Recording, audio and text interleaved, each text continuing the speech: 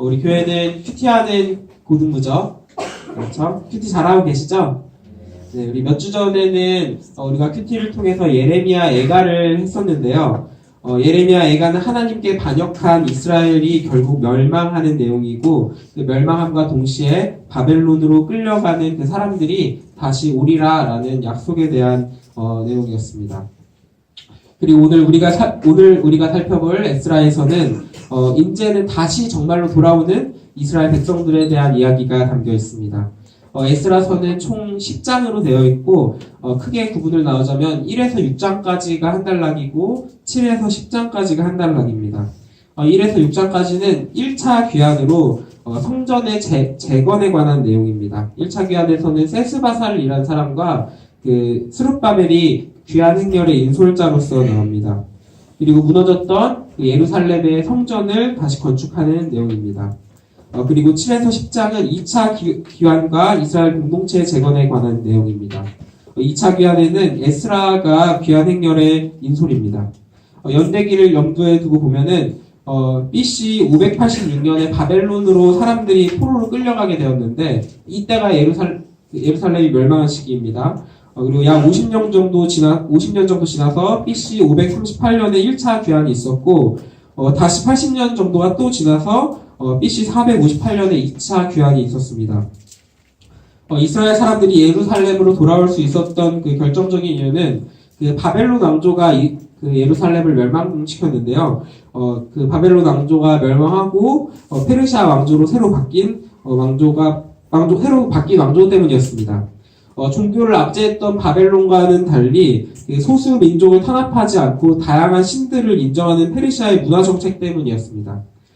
그랬기 때문에 바벨론이 멸망한 그 넓은 영토를 큰 내란 없이 페르시아 제국이 쉽게 장악을 할 수 있었던 것입니다. 하지만 우리는 이것 또한 하나님의 뜻으로 믿습니다. 에스라서 1장 1절 바사왕 고레스 원년에 여호와께서 예레미야의 입을 통하여 하신 말씀을 이루게 하시려고 바사왕 고레스의 마음을 감동시키심에 그가 온 나라에 공포도 하고 조서도 내려 이르되, 하나님께서 고레스 왕의 마음을 감동시키심을 받아들이고 하나님께서 이스라엘을 위해서 주도적으로 일을 하셨다, 주권을 가지고 행하셨다라는 것을 우리가 믿습니다. 에스라서에서는 에스라가 1에서 6장까지는 등장을 하지 않고 7장에서 처음 나옵니다. 에스라에 대한 소개를 7장 초반에서 잠깐 읽겠습니다. 에스라서 7장 1절, 이 일 후에 바사왕 아닥사스다가 왕위에 있을 때에 에스라라 하는 자가 있으니라. 그는 스라야의 아들이요 아사라의 손자요 힐기야의 증손이요. 5절, 아비수아의 13대 손이요 비느하스의 14대 손이요 엘르아살의 15대 손이요 대제사장 아론의 16대 손이라. 6절, 이 에스라가 바벨론에서 올라왔으니 그는 이스라엘의 하나님 여호와께서 주신 모세의 율법에 익숙한 학자로서 그의 하나님 여호와의 도우심을 입음으로 왕에게 구하는 것은 다 받는 자이더니. 11절, 여호와의 계명의 말씀과 이스라엘에게 주신 율례의 학자요 학자 겸 제사장인 에스라. 이게 에스라에 대한 소개입니다. 에스라는 스라야의 아들이고 아론의 16대 손입니다. 아론은 출애굽기에 나오는 그 모세의 형으로서 말을 잘 못하는 모세를 대신해서 대변인으로 활동을 했었고, 출애굽한 후에는 율법이 생기면서 이스라엘의 가장 첫 번째 대제사장이기도 합니다. 그리고 또 그 에스라의 아버지 스라야는 예루살렘 멸망 당시의 대제사장이었습니다. 에스라가 앞으로 나오는 그 공동체의 개혁을 주도할 인물로서 그 대제사장 가문의 정통성을 보여주기 위해서 이렇게 에스라의 족보를 세세하게 보여주고 있습니다. 그리고 중요한 것은 모세의 율법에 익숙한 학자라는 것인데, 모세의 율법은 우리가 흔히 알고 있는 모세의 오경입니다. 그리고 학자라고 표현을 하고 있는데, 성경의 학자라는 단어는 에스라 여기 7장과 이사야 50장 이렇게 딱 두 곳에서만 나옵니다. 누군가의 직업으로서 학자로서 나오는 거는 지금 여기에 보시는 에스라 7장에서만 딱 한 번 나옵니다. 당시에 학자라는 직업은 바벨론 포로기에 생긴 새로운 직업인데요. 학자라는 직업은 율법을 기록하고 연구하는 사람을 가리키는데, 신약에서는 이 학자라는 직업의 이름이 서기관이라는 이름으로 바뀌게 됩니다. 특별히 페르시아 시대에서는 학자들은 상당히 고위직이어서 에스라는 유대인 업무를 담당하는 장관이라는 역할로 생각을 할 수도 있습니다. 그렇기 때문에 6절에서 여호와의 도우심을 입음으로 왕에게 구하는 것은 다 받는 자라는 역할을 수행할 수 있었습니다. 그리고 에스라가 예루살렘을 향해서 오면서 결심을 하게 됩니다. 에스라 7장 10절 에스라가 여호와의 율법을 연구하여 준행하며 율례와 규례를 이스라엘에게 가르치기로 결심하였었더라. 학자이면서 제사장의 에스라는 여호와의 율법을 연구하고 그것을 행동에 옮기고 이스라엘에게 가르칠 것을 결심합니다. 그리고 예루살렘에 도착한 에스라는 이스라엘 백성들의 모습을 보면서 실망과 함께 분노를 감출 수가 없습니다. 오늘 본문인 9장 1에서 6절을 찾아서 우리 함께 읽겠습니다. 우리 찾아 계신 줄로 믿고 우리 한 목소리로 함께 읽겠습니다. 한번 띄워주시겠어요? 네. 한번 읽겠습니다. 시작. 2일 후에 방백들이 내게 나와 이르되 이스라엘 백성과 제사장들과 레위 사람들이 이 땅 백성들에게서 떠나지 아니하고 하단 사람들과 헷 사람들과 브리스 사람들과 여부수 사람들과 암몬 사람들과 모압 사람들과 애굽 사람들과 아모리 사람들의 가증한 일을 행하여 그들의 딸을 맞이하여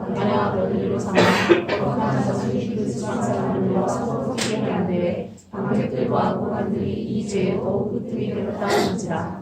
내가 너희를 두고 속옷과 옷을 찢고 머리털과 수염을 뜯으며 기가 막혀 앉으니 이에 이스라엘의 하나님의 말씀으로 말미암아 떠는 자가 사로잡혔던 이 사람들의 죄 때문에 다 내게로 모여오더라. 내가 저녁 제사 드릴 때까지 기가 막혀 앉았더니 저녁 제사를 드릴 때에 내가 근심 중에 일어나서 속옷과 겉옷을 찢은 채 무릎을 꿇고 나의 하나님 여호와를 향하여 손을 들고 말하기를 나의 하나님이여 내가 부끄럽고 낯이 뜨거워서 감히 나의 하나님을 향하여 얼굴을 들지 못하오니 이는 우리 죄악이 많아 정수리에 넘치고 우리 허물이 커서 하늘에 미침이니이다.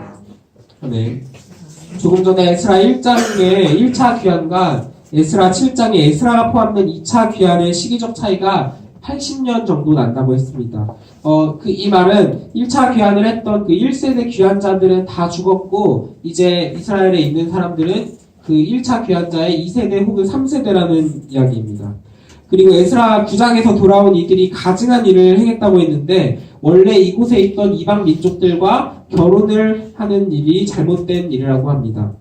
선뜻 보면 이것이 왜 큰 잘못일까라고 생각할 수 있습니다. 사실 이방 민족과의 결혼이 이스라엘에게 아주 없었던 것은 아닙니다. 민수기 12장 1절 모세가 구스 여자를 취하였더니 그 구스 여자를 취하였으므로 미리암과 아론이 모세를 비방하니라. 룻기 2장 10절 룻이 엎드려 얼굴을 땅에 대고 절하며 그에게 이르되 나는 이방 여인이거늘 당신이 어찌하여 내게 은혜를 베푸시며 나를 돌보시나이까 하니. 모세도 이방 여인인 구스 여자와 결혼을 하였고 다윗의 어머니인 룻은 이방 민족인 모압 사람이었습니다. 그렇기 때문에 에스라 9장의 이스라엘의 죄를 그냥 이방 민족과의 결혼이라 그냥 그 1차원적으로 생각하시는 것은 너무 짧은 생각입니다. 에스라서는 외형적으로는 포로 생활로부터 돌아오는 이스라엘 민족들에 대한 이야기가 나와 있지만 그 안에 핵심적인 주제는 이스라엘의 정체성에 대한 이야기입니다. 이스라엘의 정체성을 지키는 그 수십 년의 여정인 것입니다. 이스라엘 백성들은 나라를 잃은 지 이미 수십 년이 지난 상태였고 에스라 4장에서는 이방 민족이 함께 성전을 건축하자는 것도 거절하였습니다. 에스라 4장 1에서 3절 사로잡혔던 자들의 자손이 이스라엘의 하나님 여호와의 성전을 건축한다함을 유다와 베냐민의 대적이 듣고 스룹바벨과 족장들에게 나와 이르되 우리도 너희와 함께 건축하게 하라. 우리도 너희같이 너희 하나님을 찾노라. 아스르 왕 에살핫도시 우리를 이리로 오게 한 날부터 우리가 하나님께 제사를 드리노라 하니 스룹바벨과 에수아와 기타 이스라엘 족장들이 이르되 우리 하나님의 성전을 건축하는데 너희는 우리와 상관이 없느니라. 바사와 고레스가 우리에게 명령하신 대로 우리가 이스라엘의 하나님 여호와를 위하여 홀로 건축하리라 하였더니 함께 하나님께 제사를 드리자는 제의를 굳이 마다할 이유가 없지 않을까요? 함께 하나님의 성전을 건축해도 좋지 않을까 싶은데 이스라엘이 야박하게 느껴질 수도 있습니다. 하지만 이 이방 민족들이 진정으로 하나님을 믿는 사람들이 아니었습니다. 자신들의 여러 신들을 믿으면서 추가로 하나님도 그냥 또 다른 신들 중에 하나로 여긴 것입니다. 이들과 함께 성전을 짓는다면 그 포로 생활로부터 귀환한 이스라엘의 그 공동체의 순수성이 잃어버리고 그 순수한 신앙을 잃어버릴까 많이 염려했기 때문에 거절하였던 것입니다. 이 순수한 신앙을 지키려던 이스라엘 공동체가 그 2세와 3세들이 이방 민족과 결혼하면서 이 순수한 신앙을 잃어버릴 위기에 처하게 됩니다. 에스라 9장 9절 10절입니다. 우리가 불쌍히 여김을 입고 소생하여 우리 하나님의 성전을 세우게 하시며 그 무너진 것을 수리하게 하시며 유다와 예루살렘에서 우리에게 울타리를 주셨나이다. 우리 하나님이여 이렇게 하신 후에도 우리가 주의 계명을 저버렸사오니 이제 무슨 말씀을 하오리이까. 다시 돌아온 예루살렘이 무너진 성전을 수복하고 울타리를 세워나갔지만 다시금 하나님과 하나님의 계명을 잊어버리는 잘못을 저지른 것입니다. 그런 이유로 에스라는 예루살렘에 도착하자마자 실망하고 분노했던 것입니다. 예루살렘이 망한 지 얼마나 되었다고, 새로 찾아와 주신 하나님의 그 기회가 얼마나 되었다고 다시금 여호와의 선택받은 백성의 모습을 잃어버리려고 하는가에 대해서 분노하고 있는 것입니다. 그리고 9장 6절부터 오늘 큐티 본문인 9장 15절까지 에스라의 기도가 나오는데 이 기도에 우리라는 단어가 26번이나 나옵니다. 단지 그 6절부터 15절까지는 10개의 절인데 10개의 절 동안 26번씩이나 우리라는 단어로 회개하려고 나오는 것이 좀 과하게 나온다고 생각할 수도 있습니다. 예레미야 애가 때도 그랬지만 에스라 자신도 같이 해서 우리라는 이름으로 하나님께 기도하고 회개를 합니다. 이제 막 예루살렘에 도착한 에스라가 이스라엘의 죄의 어떤 그 일부를 담당할까요? 근데 에스라가 굳이 우리라고 하지 않아도 사람들이 아무도 뭐라고 하지 않을 텐데 에스라는 우리라는 이름으로 기도합니다. 에스라는 이스라엘 공동체를 우리라는 이름으로 자신과 동일시하면서 진짜로 눈물을 흘리면서 기도하고 있는 것입니다. 저들을 살려주세요 라고 하는 것이 아니라 우리를 살려주세요 라고 기도하고 있는 것입니다. 결국 10장에서 이스라엘의 온 백성들은 회개하며 잘못을 고쳐나갑니다. 내일 월요일과 모레 화요일에 에스라서가 10장까지가 끝인데 10장까지로 끝을 맞이합니다. 어떻게 이들이 고쳐나가는지를 큐티를 하시면서 좀 확인을 하시면 좋겠습니다. 큐티를 하면서 집중을 하셔야 하는 것은 이스라엘 백성들의 회개가 말뿐인 회개가 아니라 행동으로 이어지는 회개라는 것입니다. 오늘 본문이 에스라 9장 1에서 6절을 다시 한번 읽도록 하겠습니다. 한번 띄워주시면 한 목소리를 읽겠습니다. 시작.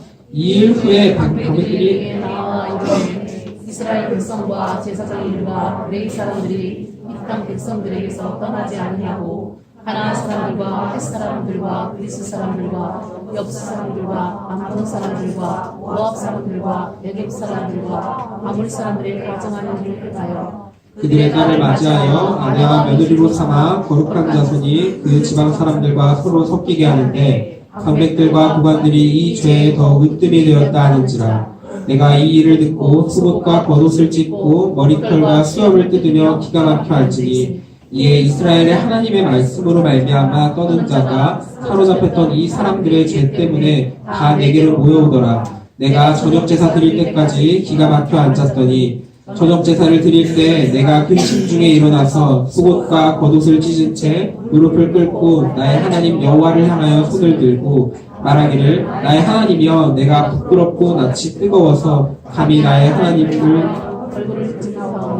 이는 우리 죄악이 많아 정수리에 넘치고 우리 허물이 커서 하늘에 미침이니이다. 아멘. 이제 말씀을 마치려고 하는데요. 그 디아스포라라는 말이 있습니다. 한번 넘겨주시겠어요? 히브리어로 그 모모를 넘어라는 의미의 디아라는 단어와 씨를 뿌리다라는 스페로의 합성어로 1차적으로는 씨앗을 뿌림, 그 흩어짐이라는 뜻을 가지고 있습니다. 2차적으로는 오늘 성경에서 본 것처럼 이스라엘 백성들이 멸망된 이후에 이곳저곳 흩어져서 살아가지만 유대인으로서 자신들의 전통을 지키면서 그 정체성을 지키는 것을 그래서 흩어진 유대인들이라는 의미로 디아스포라라는 단어를 많이 사용해왔습니다. 2000년이라는 긴 시간 동안 나라가 없이 하나님의 신앙적 기본 아래로 그 정체성을 유지하면서 지금 이 시점에서 70년쯤 전에 2차 세계대전이 끝난 후에 이스라엘이 나라를 다시 회복하게 되었는데, 이제 이 유대인들의 디아스포라로서의 삶이 끝났다라고 말을 할 수 있습니다. 긴 시간 동안 디아스포라라는 단어가 사용되면서 세 번째 뜻을 또 가지게 되었는데, 바로 타국에서 자신들의 규범과 관습을 유지하며 살아가는 공동체라는 이름으로 뜻으로 디아스포라라는 단어가 사용이 됩니다. 아담의 범죄 이후 사람은 하나님의 나라에서 쫓겨났습니다. 지금 많은 사람들이 하나님을 잊어버렸지만 우리 믿음의 사람들은 그 육신의 정욕, 안목의 정욕, 이생의 사랑이 지배하는 세상이라는 그 타국에서 하나님의 법과 뜻을 쫓아가며 살아가는 우리는 공동체입니다. 그렇게 우리들도 디아스포라입니다.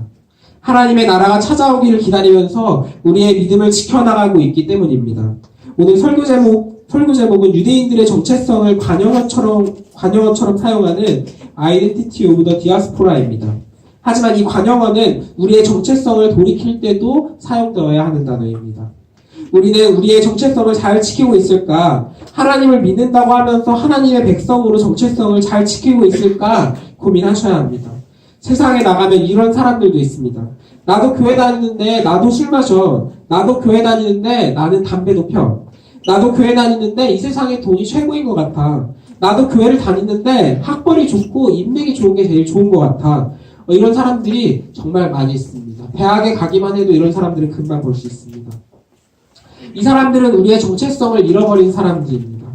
마치 이방 민족들과 혼인하면서 그들의 신인 다른 우상들을 이것저것 믿으면서 하나님도 믿겠다고 교회에 찾아와 있다고 말할 수 있습니다. 하지만 우리의 정체성을 지키시기를 소망합니다. 우리 청천교회 고등부는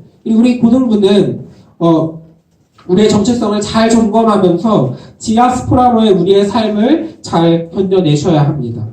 이 세상과는 다른 구별됨을 반드시 지키시기를 소망합니다. 우리 함께 찬양하시기를 원합니다. 우리 진실하게 우리 같이 찬양하겠습니다.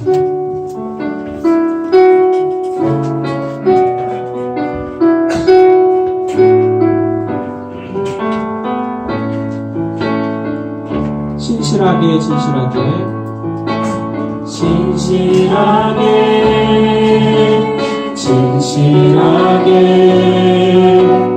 거룩하게 살게 하소서.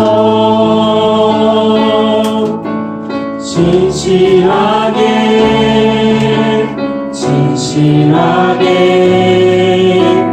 거룩하게 살게 하소서. 다시 한 번 더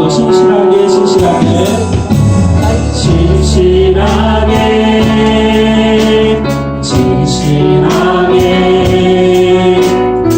거룩하게 살게 하소서. 진실하게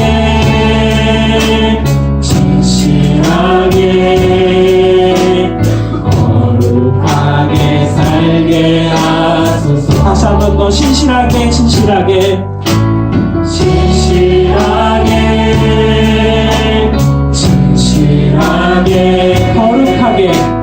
거룩하게 살게 하소서.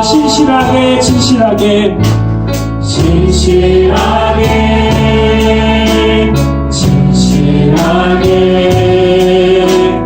거룩하게 살게 하소서. 하나님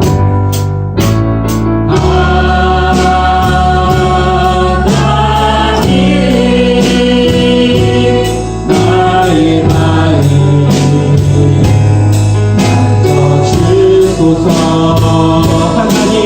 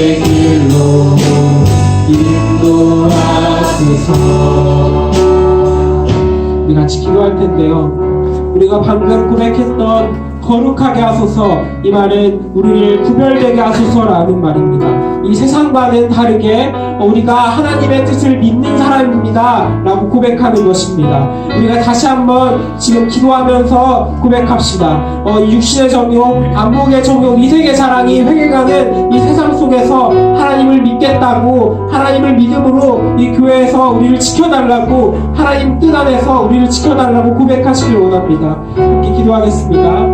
하나님, 하나님의 뜻으로 나아갑니다. 주님의 은혜의 자리를 소망합니다. 우리 청천